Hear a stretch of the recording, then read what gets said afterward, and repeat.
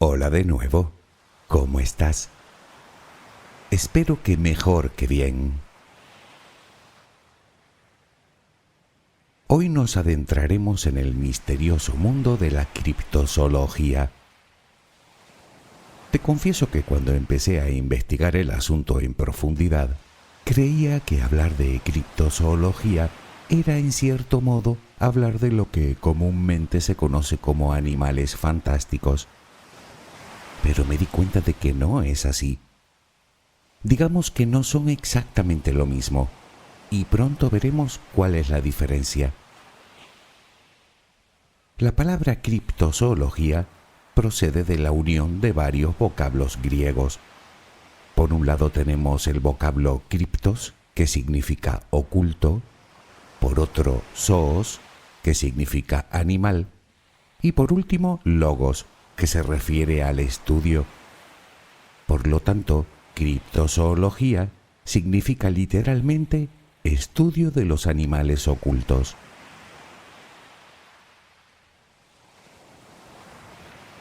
La sirena, el unicornio, el kraken, el Bigfoot, el chupacabras, el yeti, el hombre lobo, el monstruo del lago Ness, del que por cierto hablamos no hace mucho en un directo.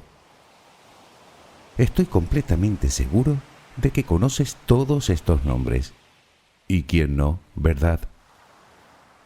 Podríamos decir que estos son los más populares, pero hay muchos más. El leviatán, la serpiente marina, el pájaro del trueno, el oso Nandi, el monstruo del lago Tota en Colombia, el monstruo del lago Tianchi en la frontera entre China y Corea del Norte, el monstruo del Gran Lago en Suecia o el monstruo del lago Champlain en América del Norte. Me pregunto qué tendrán los lagos que tanto despiertan nuestra fascinación. Pues bien, todos ellos reciben el nombre genérico de críptidos. Se trata de animales que presuntamente aún no han sido descritos por la zoología clásica. Pero, ¿es eso verdad? ¿Existen realmente esas criaturas? Las personas que estudian el tema, los criptozoólogos, lo afirman taxativamente. Los científicos, por otro lado, lo dudan, y mucho. ¿Quién tiene razón?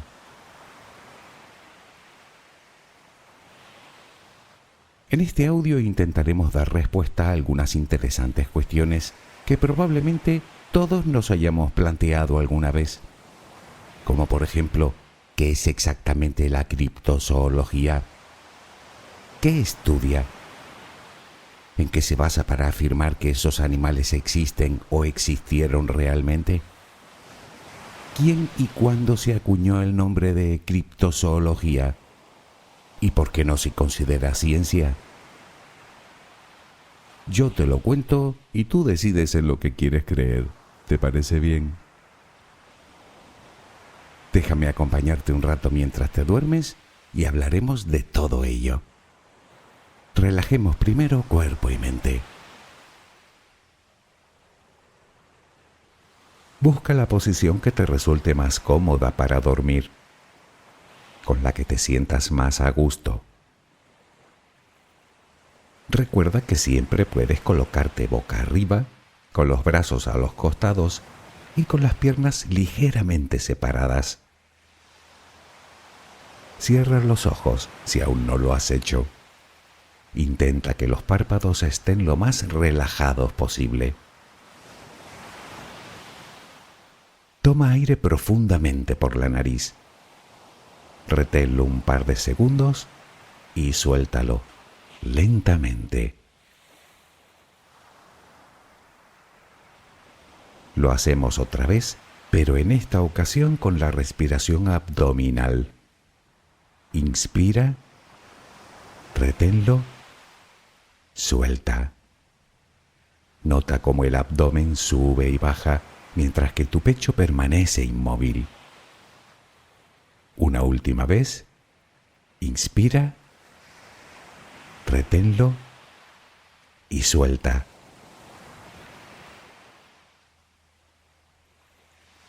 Ahora intenta visualizar el aire que inhalas como si fuera luz. Con cada inspiración entra un poco de luz en tu interior y con cada exhalación sale todo lo que intoxica tu vida, todo lo que contamina tu mente y tu espíritu. Inhalas luz, exhalas malos pensamientos, preocupaciones, estrés, ansiedad. Cada vez tu cuerpo se va inundando más y más de esa luz, blanca, serena, purificadora. Poco a poco cada rincón de tu interior se va iluminando hasta que te conviertes en luz. Todo tu cuerpo es luz. Continúa respirando normalmente, sin forzarlo, a tu propio ritmo. Inhalas luz, exhalas luz.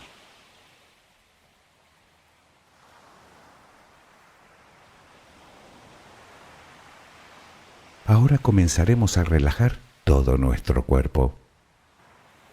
Empezamos por los pies.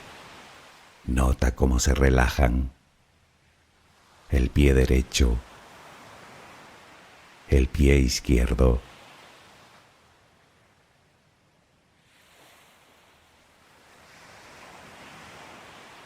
Centra tu atención ahora en las piernas.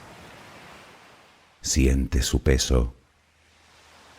Tobillos, pantorrillas, muslos. Nota cómo se relajan. Pierna derecha, pierna izquierda.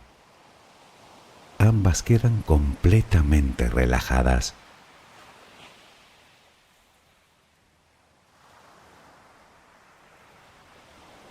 Toma conciencia de tu cadera.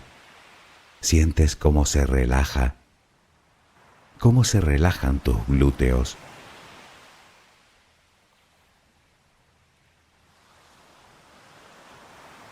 Piensa ahora en tu abdomen, que sigue balanceándose con cada respiración. Nota cómo se relaja también.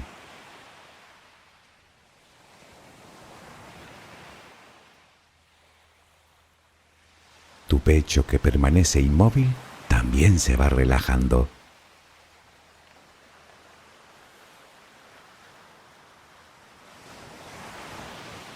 Siente ahora tu espalda. Sientes que cada vez pesa más y más. Desde la cadera hasta el cuello, todos los músculos de la espalda quedan completamente relajados. Notas como ya no hay tensión en ella.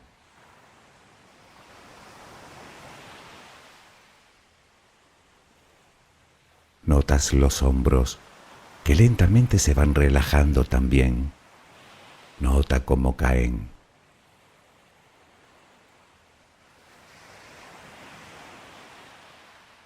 Presta atención ahora a los brazos. Tu brazo y antebrazo derecho. Tu mano derecha. Los dedos de esa mano. Todo queda relajado. Tu brazo y antebrazo izquierdo. Tu mano izquierda.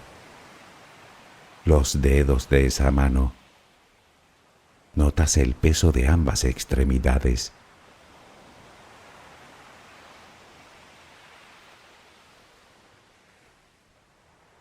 Dirigimos ahora nuestra atención al cuello. Visualízalo. Notas cómo los músculos se van relajando también.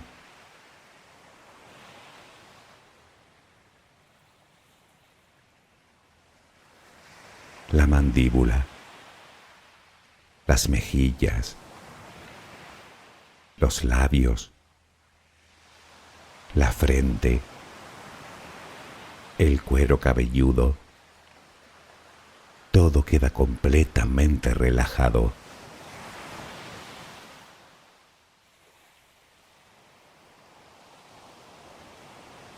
Sigue respirando, lenta y serenamente. Con cada respiración sientes como tu cuerpo se va relajando más y más.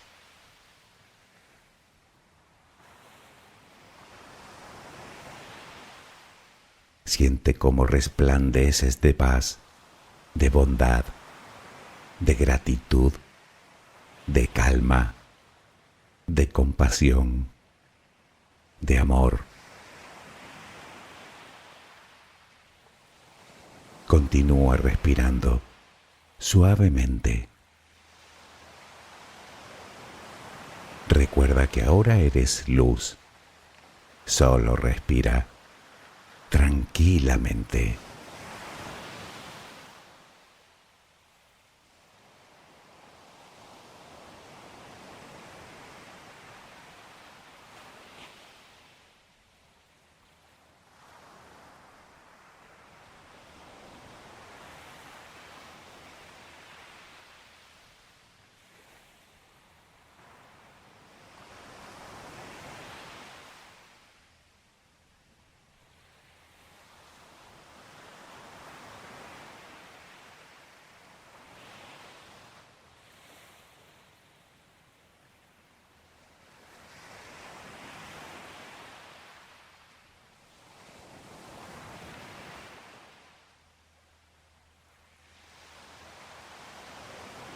Todos los años se descubren miles de nuevas especies desconocidas para la ciencia.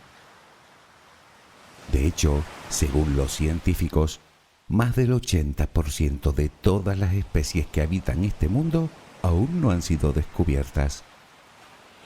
Dicho de otra manera, se estima que hasta el momento solo han sido catalogadas en torno al 15% de las especies actualmente vivas, sin contar microbios, en cuyo caso ese porcentaje sería muchísimo menor.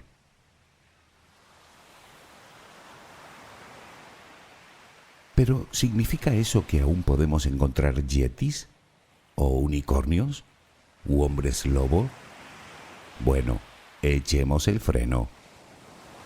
Parece ser que una gran parte de esas especies que aún no hemos descubierto pertenecen a hongos e insectos. De los primeros, se cree que solo se han descubierto el 10%, y de los segundos, de los insectos, solo la cuarta parte. En cuanto a vertebrados, se estima que unas 3/4 partes de los futuros descubrimientos serán anfibios y reptiles. Si nos referimos exclusivamente a mamíferos, parece que la mayoría de los que quedan por catalogar pertenecerían a pequeños roedores y tal vez algunas especies de murciélagos. Puede que algún que otro primate arborícola, como es el caso del mono lesula, descubierto hace relativamente poco, y aún así es el segundo mono africano descubierto en los últimos 30 años. Por lo que a las aves se refiere, solo se descubren 2 o 3 nuevas al año, por lo que se deduce que el número que aún queda por descubrir es razonablemente bajo. Y por supuesto aún nos queda el mar, donde la cantidad de especies por descubrir es indeterminada. Algunos afirman que de los océanos solo hemos descubierto el 10% de las especies, por lo que aún quedarían miles por catalogar, aunque la mayoría pertenecerían a zonas abisales.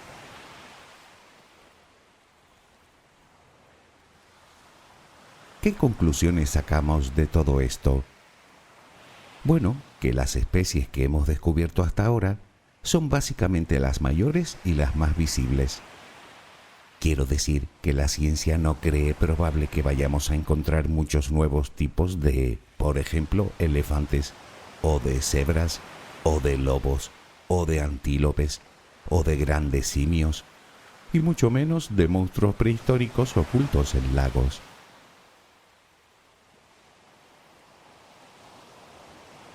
El término criptozoología se lo debemos a un zoólogo llamado Bernard Heuvelmans, quien lo acuñó en su libro Tras la pista de animales desconocidos, escrito en 1955. Heuvelmans definió el término como el estudio de los animales sobre cuya existencia solo poseemos evidencia circunstancial y testimonial, o bien evidencia material considerada insuficiente por la mayoría. Me refiero, por ejemplo, a una huella, o alguna que otra fotografía borrosa, o a historias que han pasado de boca en boca y que muchas forman parte ya del folclore popular.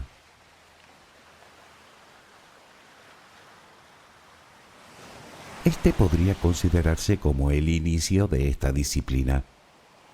Anteriormente a la criptozoología se le conocía como zoología romántica. En años posteriores han salido numerosas publicaciones que han intentado dar crédito a todas estas criaturas, aunque hay que decir que sin presentar ninguna evidencia concluyente. Lo que nos lleva a una cuestión. ¿Qué diferencia existe entre los animales fantásticos y los críptidos? ¿Por qué hablar de los unos no implica necesariamente hablar de los otros? Al principio de este audio nombrábamos a los críptidos más populares, los que más o menos todo el mundo conoce. Sin embargo, tal vez te estés preguntando por qué no hemos nombrado al más famoso de todos, el dragón. Pues me temo que los criptozoólogos modernos han terminado descartándolo de su amplio catálogo de críptidos, al igual que al fénix o al grifo o a tantos otros. En este caso hablamos de criaturas mitológicas, no de críptidos. La diferencia es notable.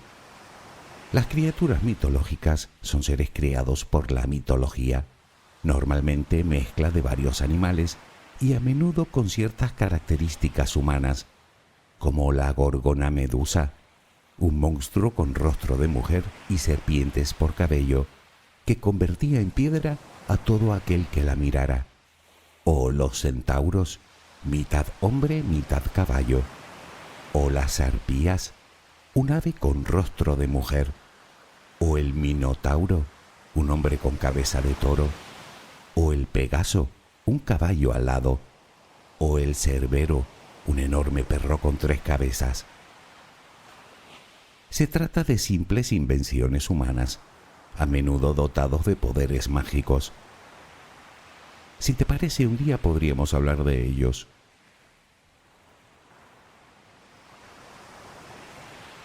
Los críptidos, por otra parte, son hipotéticas criaturas que los estudiosos del tema, los criptozoólogos, sí que consideran reales, bien porque existen o porque han existido en tiempos pasados, más allá de las leyendas y del folclore. Para ellos son animales con aspectos de seres vivos, no muy diferentes a otros animales, que según afirman no se han podido encontrar debido a los métodos que utiliza actualmente la ciencia. En realidad, lo que más choca a los científicos de la criptozoología no es tanto las características atribuidas a los críptidos, sino en su manera de investigar y de crear el conocimiento.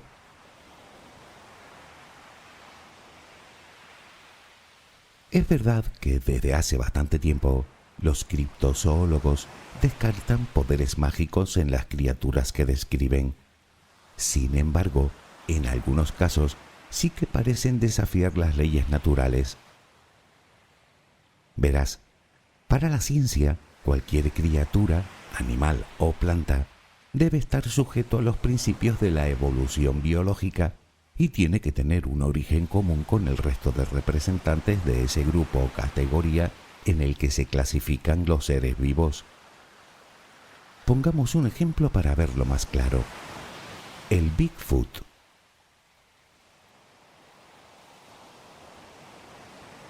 Aparentemente se trata de un primate, y por cierto, bastante grande. Para empezar, debería tener algún parentesco con el resto de primates, concretamente con los llamados primates del Nuevo Mundo, Se les llama así a los monos que viven en América, distribuidos desde el sur de México hasta el norte de Argentina. Y eso es algo que no parece muy probable. Resulta que los monos americanos son, por lo general, más pequeños que los del Viejo Mundo, es decir, que los africanos y asiáticos, que son más grandes y robustos. Además, los americanos tienen hábitos notablemente arborícolas. De ahí que sus colas sean más largas y fuertes, lo que les ayuda a sujetarse a los árboles. Y no son las únicas diferencias. Los monos del Viejo Mundo están más cerca evolutivamente de los homínidos, algo que se puede constatar por el tabique nasal, por el tamaño de sus cerebros, por las almohadillas en sus caras o en sus nalgas que les permite sentarse, o en el pulgar oponible de sus manos. Todas ellas características que no presenta ninguna especie de monos del Nuevo Mundo.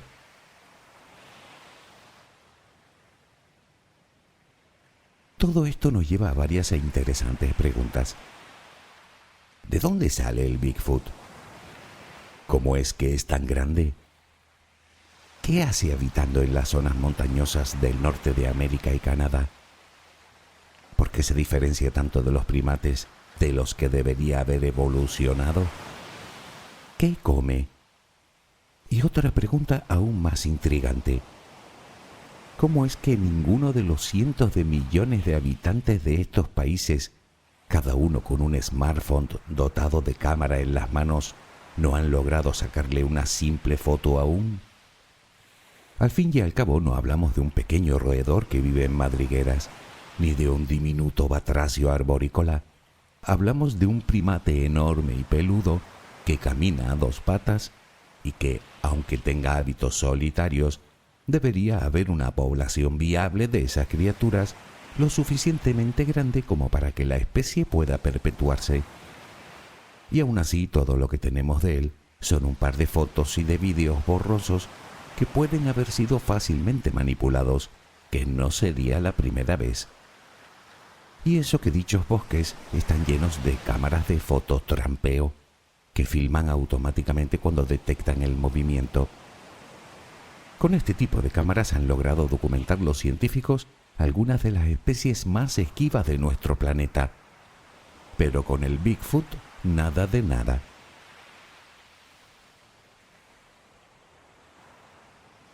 Son cuestiones como estas las que hacen dudar de la existencia de los animales que defiende la criptozoología. Sin embargo, hay algo más. Como hemos visto, entre más pequeños son los animales, más probabilidades existen de que no se hayan descubierto aún por razones obvias. Sin embargo, la criptozoología no habla en ningún momento de animales pequeños, de insectos, por ejemplo, o de reptiles, sino de criaturas siempre de cierto tamaño, como mínimo mayores que un perro. ¿Por qué?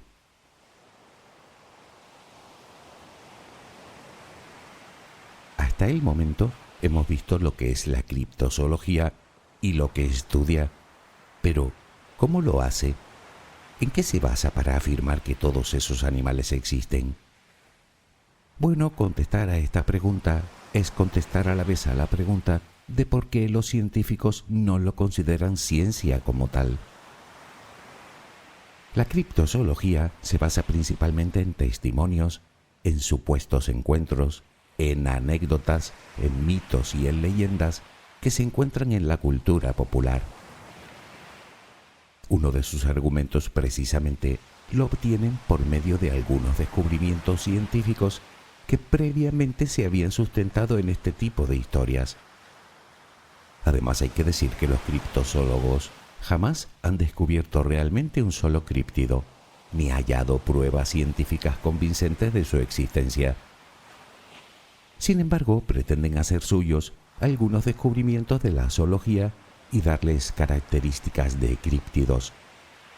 Por ejemplo, el mono del que antes hablamos, el lesula, bien conocido por los lugareños desde hacía generaciones, aunque sin catalogar por la ciencia hasta entonces. O el calamar gigante, cuya leyenda procede del siglo IV de nuestra era y que dio origen a la leyenda del Kraken, o el Okapi, conocido solo por los relatos de las tribus pigmeas en las selvas ecuatoriales africanas, o el Selacanto, un pez abisal hallado en numerosos fósiles del Cretácico que se creía extinto desde hacía 65 millones de años y que en 1938 fue descubierto vivito y coleando, nunca mejor dicho.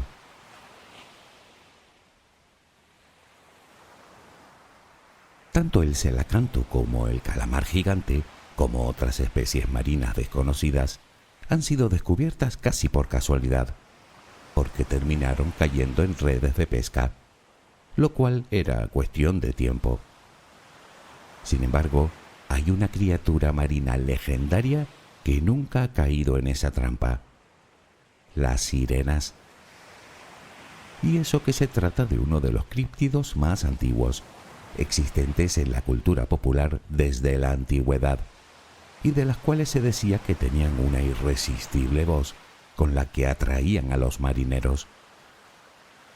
Por cierto, ¿sabías que la primera mención a las sirenas como tal se remonta a la Odisea de Homero? Por entonces no tenían aspecto de peces, sino de aves. Fue en la Edad Media cuando adquirieron la apariencia por las que las conocemos hoy.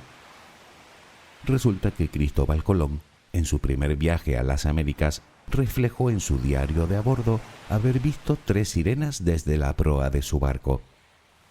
Sin embargo, y esto tiene su gracia, quedó visiblemente decepcionado, pues esperaba ver preciosos rostros de mujer, tal y como reflejaban las leyendas, y en cambio vio rasgos masculinos.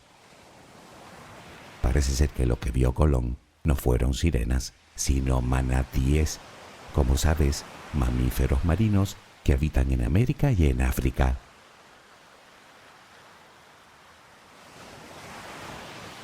Para los criptozoólogos, las sirenas existen. Y es verdad que hay historias de ellas en culturas tan dispares como Oriente Medio, Oceanía, China, Latinoamérica, Sudáfrica, Indonesia, norte o sur de Europa. Sin embargo, hasta el momento no tenemos prácticamente nada de ellas, más o menos lo mismo que con el resto de críptidos, tan solo algún que otro documento gráfico de dudosa procedencia. De hecho, hay alguien que afirma haber grabado hace unos pocos años a una sirena en Groenlandia, pero, como era de esperar, el gobierno danés le prohibió mostrar las imágenes que supuestamente había captado. Y es completamente lógico.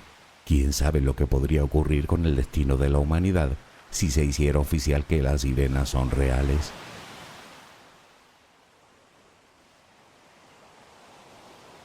Para los científicos, la criptozoología da gran importancia a las descripciones de los críptidos ofrecidas por la cultura popular y valora en demasía los testimonios de las personas que afirman haber visto a esas criaturas.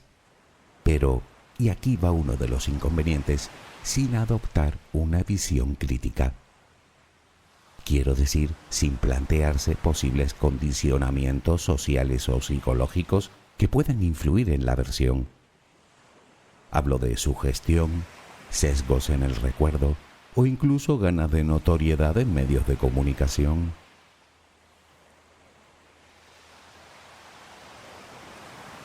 Por otra parte, se acusa a la criptozoología de manipular la teoría para dar credibilidad al animal que describe. El ejemplo lo tenemos en el monstruo del lago Ness. Según toda la ciencia, la zoología, la climatología, la geología, la biología, es imposible que un gran reptil acuático, como puede ser un plesiosaurio o un mosasaurio, especies extinguidas desde hace más de 65 millones de años, puedan vivir en ese lago por numerosos motivos. Sin embargo, los criptozoólogos insisten en que dicha criatura existe, aún teniendo en cuenta los poquísimos supuestos avistamientos de un animal que necesita salir a respirar varias veces al día.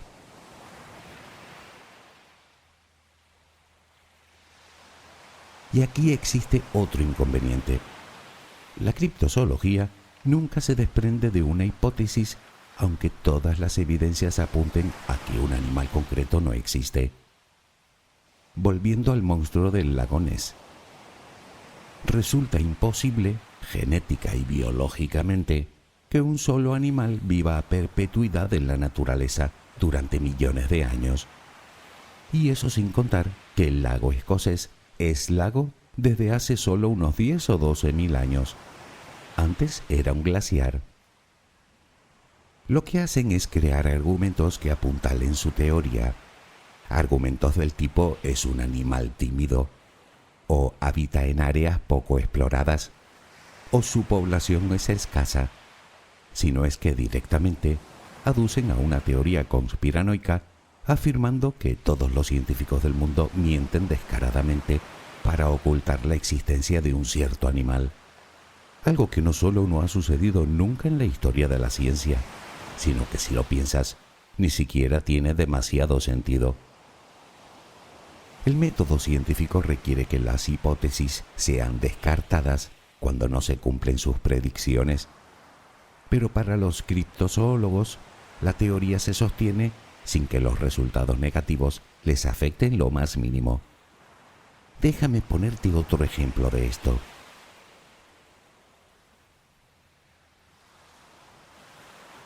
Resulta que no hace mucho, investigadores de la Universidad de Buffalo publicaron un estudio en el que habían analizado el ADN de varias muestras del supuesto Yeti dispersas por todo el mundo en museos y colecciones privadas, desde pelos hasta piel, pasando por dientes, huesos y hasta excrementos, presumiblemente recogidos todos en el Himalaya y el Tíbet. Muestras que durante décadas se creían que pertenecían al abominable hombre de las nieves. Pero ¿sabes lo que arrojaron los resultados de dicho análisis? Todas las muestras pertenecían a osos. Bueno, todas menos una muestra de pelo, que era de un perro. Sin embargo, los criptozoólogos continúan dando credibilidad a dicha criatura.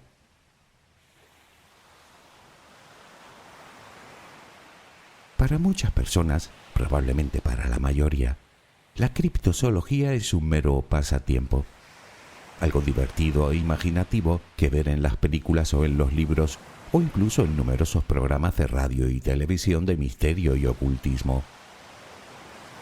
Para otros, para muchos me temo, son simples fuentes económicas, habida cuenta de la cantidad de turistas que atraen los lugares donde supuestamente se han observado críptidos, como el lago Ness, por ejemplo, que recibe alrededor de 1,5 millones de turistas al año. Y hablando del Bigfoot, según el Museo Internacional de Criptozoología de Portland, en Maine, este críptido genera alrededor de $140 millones al año para la economía del país.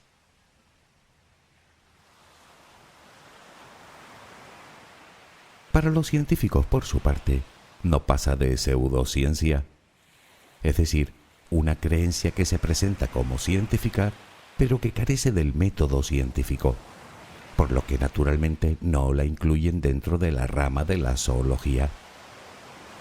Pero para otros, para los criptozoólogos, es todo un conocimiento natural por descubrir que merece la pena investigar. En cuanto a ti, amigo, amiga, supongo que será lo que quieras creer.